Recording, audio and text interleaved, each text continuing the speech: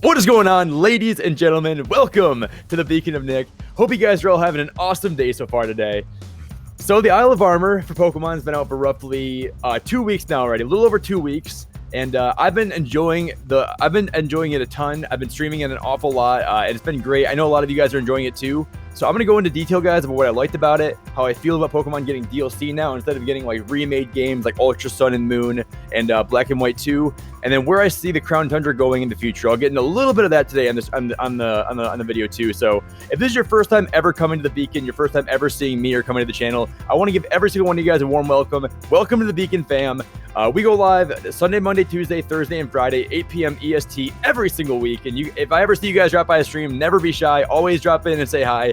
I'd be happy to see you guys. So with that being said, let's hop into it. I'll see you guys on the channel tonight at 8 p.m. EST live with Pokemon Sword and Shield. We're gonna have some battles. We'll have some maybe some shiny rays being hosted by some people in the chat, and then also I'll be doing some trades, but we'll do a wide variety of things tonight. So if you guys drop by, I'll see you then. Thank you so much for watching, and hope you guys all enjoy.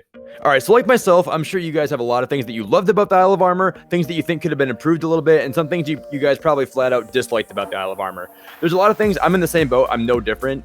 Right when I got off, though, I noticed the region did look a lot better. It looks a little more clean and crisp, and the Fields of Honor was a really cool place for us to start with that giant Wailord in the background, and that was one of my favorite things. And like right on the water, it was a really cool place to start the game.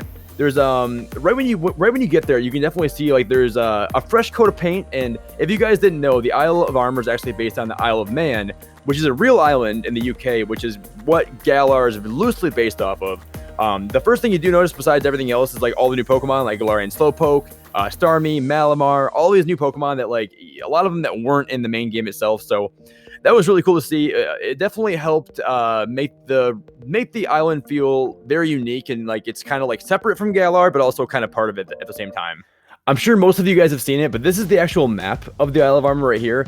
I think they did a really good job on the layout of it, like the terrain styles. There's a lot of like different biomes you can explore. You can kind of see it's pretty close to the actual region itself in Galar. It's like right off the coast of the one like little peninsula there. But I think Game Freak did a really good job capturing like they put a lot of cool features and like a lot of cool complexities and different aspects to a very small island. Like it could have been very much more like heterogeneous, but or homogeneous, sorry, but it's very heterogeneous. So they did a really good job there. Could have been a lot more the same, but they packed a lot of uniqueness and differences in one little island. I think that's something I really do appreciate about this about the Isle of Armor.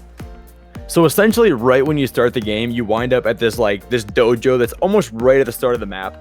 This kind of serves as like the central hub for a lot of what goes on in the Isle of Armor. You meet a lot of really interesting characters. You can see my man Mustard there playing the Nintendo Switch, which is a really cool feature they decided to add. He's actually sitting there playing the Switch. The dojo kind of serves as the Pokemon Center where you can access the PC. You can change your clothes. There's a lot of characters that'll kind of help you along the way. There's like a battleground in the background. If you guys can see, you can actually have Pokemon follow you again, which is my favorite feature that Game Freak decided to bring back. I didn't know this before I started the Isle of Armor, and then I started playing it on stream actually. And then when I found it out, I was like, this is the coolest thing ever. I was really happy with it. I think Game Freak was definitely was a good idea bringing that back, because that's definitely a fan favorite thing. My biggest hope for the Crown Tundra is that Pokemon can still follow right behind you, because that's like my favorite feature in the Isle of Armor. When I beat the story and I saw Surfetch following behind me, I kind of fangirled and screamed on stream a little bit. It was very, very cool, and I still kind of like once in a while I just kind of like walk around just to kind of see him like follow me still. So big fan of that feature. The story itself was kind of short, but like I kind of expected that for a DLC story. I didn't really expect like a whole fleshed out like 10-part story with like, you know, it was very short, but like they did put a lot of detail into it for how short it was. And even though it was pretty straightforward, there was a decent amount of detail, and it didn't like take too much time, and we kind of got to enjoy the Isle of Armor after that, do raids and catch new Pokemon, so it wasn't a big deal. But I think Crown Tundra is going to be a little bit longer of a story. The two towers you see here are part of the main story. They're actually where you evolve the newest legendary Pokemon called Kubfu into either a water type or a darkness type, whatever one you prefer. And then the main part of the story does end back at the dojo where you face Mustard for the last time. There's also some more like some post-game stuff on the Isle of Armor, but a lot of the main story does end after you beat Mustard right behind the dojo. All right, guys. So we talked about a lot of what I do like about the Isle of Armor. Like the region was awesome. I love the story was pretty good. Like not perfect, but not bad at all. I like the story a lot. So one of the things that really kind of got me down about the Isle of Armor, if you guys look back like a month ago, I made a video titled "Galarian Forms I Want to See in the Isle of Armor." And lo and behold, we only got the one new Galarian form in Slowpoke and Slowbro, which I love Slowpoke, Slowbro, if you guys don't know. They're on my team right now. I've been using them a lot in streams. They're great, but like I wish we would have got at least 2, 3, 4, 5 new Galarian forms. That would have really put the icing on the cake. This DLC might have been like a 9 or a 10 out of 10 for me, but like it's still a great DLC, don't get me wrong, but like I was really hoping we get more Galarian forms. I had so many predictions, so many ideas, but maybe we'll get more in the Crown Tundra, but part of me really just hopes we do. Another big thing about the DLC that kind of made me disappointed, even though I think they might add more in later, was the lack of new G-Max forms. Now, they did add a lot of features in terms of like G-Max forms. Like they added this new thing called a G-Max Mushroom, which will essentially allow you to go take any Pokemon that could be able to G-Max potentially, that has a G-Max form, and then basically feed it these max mushrooms that will allow it to fulfill its potential and become a G-Max. So that was a really cool feature they added. I like how it kind of gives you a reason to explore the island more and then make Pokemon that can't G-Max able to G-Max later on. So that was a very cool feature. But the lack of Galarian forms and the lack of new G-Maxes, like I wish they would have added maybe a couple more G-Maxes like right off the bat.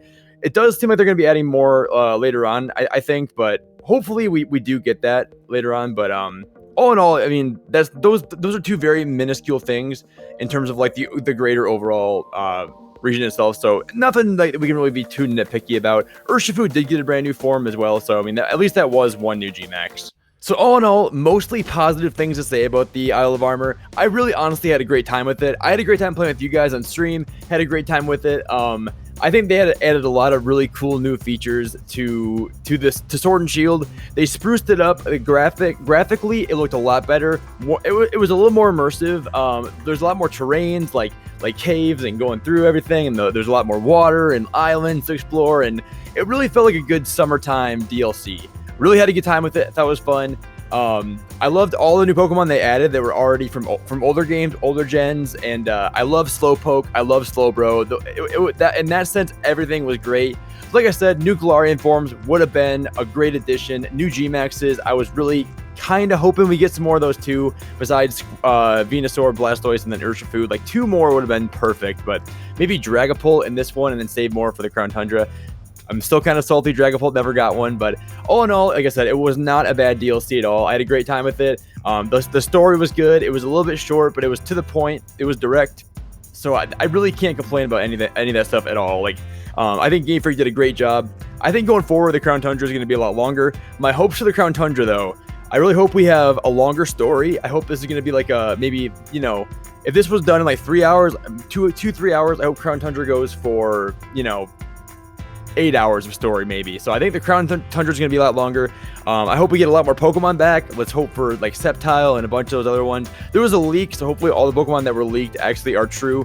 I do caution you guys to go see that, because obviously if you want things spoiled for you, definitely don't check that out. But it was a good DLC. I would definitely give it like an 8 out of 10 if I was to give it a grade.